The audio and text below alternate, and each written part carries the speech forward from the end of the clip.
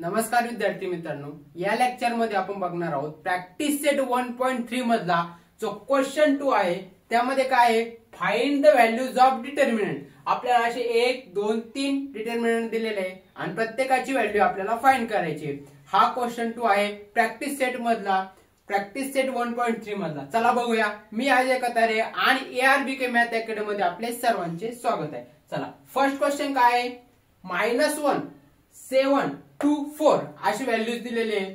त्याला फर्स्ट लिहून घेऊ आपण। लेट d इक्वल टू -1 7 2 4 म्हणजे हे काय आहे, आपण डिनोट केलं डिटर्मिनंटला d या लेटरनी। ओके, आता व्हॅल्यूज फाइंड करायची आली तर कसं आहे, फर्स्ट असं मल्टिप्लिकेशन -1 इंटू किती 4, याच्यामध्ये मायनस, मग कसा मल्टिप्लिकेशन असा 7 इंटू 2 7 इंटू 2 आलं। आता d हे काय आहे, d डिटर्मिनंटचं नाव आहे लेटर इक्वल टू इथं किती येणार 4 इंटू -1 -4 मायनस 7 इंटू 2 किती येणार 14। आता d किती येणार, सो -14 -4 -18 हा झाला d ची व्हॅल्यू। कोण ही d ची व्हॅल्यू ही फर्स्ट क्वेश्चन साठी, क्वेश्चन 2 मधला। ओके चला, आता सेकंड काय दिलेलं आहे, सेकंड डिटर्मिनंट दिलेलं आहे, त्यामध्ये व्हॅल्यूज आहे 5 3 -7 0। मग आपण पहिले काय करून घेऊ, या डिटर्मिनंटला एक नाव देऊन टाकू। लेट a इक्वल टू, हे डिटर्मिनंटचं नाव आहे काय आहे, a म्हणजे कोणत्या पण लेटरनी आपण डिनोट करू शकतो, पण ते कॅपिटल लेटरनी। ओके, तर इथं a घेतला, इथं काय घेतलं होतं d, इथं घेतला a। 5 3 -7 0 व्हॅल्यू त्याच राहणार। आता याची व्हॅल्यूज फाइंड करायची आहे ह्या a ची। चला फर्स्ट काय आहे, असा गुणाकार असा 5 इंटू 0, मग मायनस मग काय असा गुणाकार असा 3 इंटू -7 3 इंटू -7।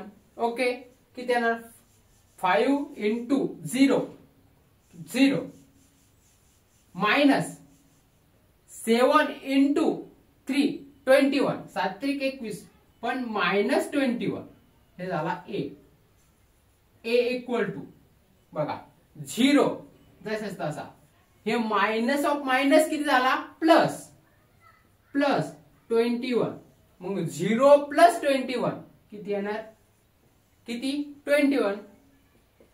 ही झाली या डिटर्मिनंटची व्हॅल्यू, त्याला आपण a नावाने डिनोट केलेलं होतं, हे झालं यासाठी। ओके, 2 झाल्या। इथपर्यंत समजलं असेल कमेंट मध्ये सांगा, काय डाऊट असेल तो पण कमेंट मध्ये सांगा। नवीन असाल तर चॅनलला लाईक करा, शेअर करा, सबस्क्राईब करा। चला आता हा थोडा डिफिकल्ट वाटतोय बा, 7/3 5/3 3/2 1/2 अशा व्हॅल्यू, घाबरायचं नाही, रूल तोच आहे। कशा पण व्हॅल्यूज येऊन द्या, काय पण येऊन द्या, आपला रूल फाइंड करायसाठी तोच आहे। अशी मल्टिप्लिकेशन नंतर अशी मल्टिप्लिकेशन। मग आपण काय केलं, याला एक नाव देऊन टाकलं डिटर्मिनंटला, ते आहे b आणि व्हॅल्यूज जसे तसे लिहिल्या। ओके, इथपर्यंत आलं सेकंड। नंतर आता याची व्हॅल्यूज फाइंड करायची। चला इथं काय आहे, b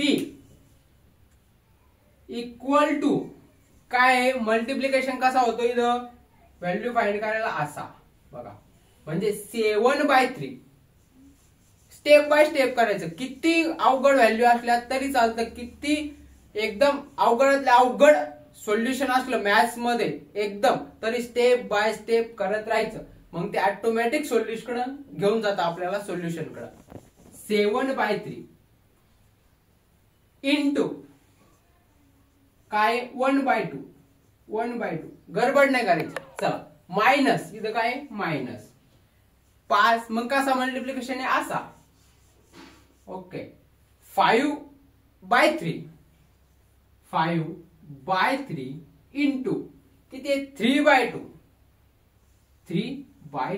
ओके, बघा काही कटतंय का नाही, मग काय मल्टिप्लिकेशन आहे सिंपल, 7 वरती येणार 7 into 1 खाली किती येणार 3 इंटू 2 6 मायनस वरती किती येणार 15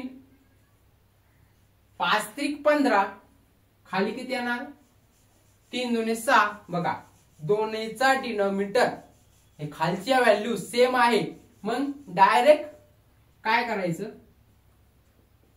आपलं नॉर्मल ऍडिशन सबट्रॅक्शन करतो तसं 7 मायनस 15 किती येणार 8 आणि मोठ्या संख्येचं साइन म्हणजे किती मायनस आता याला थोडं काटपीट करायची 32 6 बेचोक 8 आला का फायनल व्हॅल्यू या डिटर्मिनंटची दिली तुम्ही बी इक्वल टू किती आली -4 अपॉन 3 आली का -4 अपॉन 3 कशी पण व्हॅल्यू होऊन द्या रूल सेम असतो मॅथ्स मध्ये प्रॉब्लेम सॉल्व्ह करताना कोणतं पण एक्झाम्पल असो हेच नाही कोणतं पण स्टेप बाय स्टेप सॉल्व्ह करायचं जेणेकरून आपल्याला आन्सर भेटतच गडबड करायची नाही कॅल्क्युलेशन बघायचं एकदा चला अशाच व्हिडिओसाठी आपल्या चॅनलला लाईक शेअर सबस्क्राईब करा धन्यवाद मित्रांनो